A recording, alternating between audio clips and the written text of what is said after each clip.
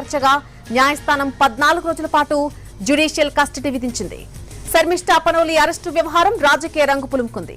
బెంగాల్ పోలీసుల చర్యపై AP deputy CM Pavan Kalyan స్పందించారు.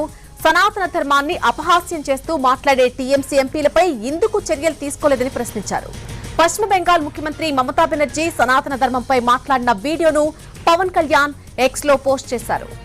తన మాటలు కొంతమందికి బాధ కలిగించే విధంగా ఉన్నాయని గ్రహించిన శర్మిష్ఠా ఆ పోస్టు వెంటనే తొలగించి క్షమాపణలు కూడా కోరిందని చెప్పారని పవన్ కళ్యాణ్ అన్నారు. పశ్చిమ బెంగాల్ పోలీసులు అత్యంత వేగంగా స్పందించి ఆమెపై చర్యలు తీసుకోవడం సరైంది కాదన్నారు.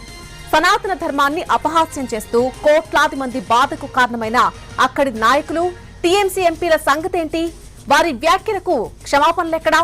వారిని ఎందుకు అరెస్టు చేయడం లేదు అని పవన్ కళ్యాణ్ ప్రశ్నించారు.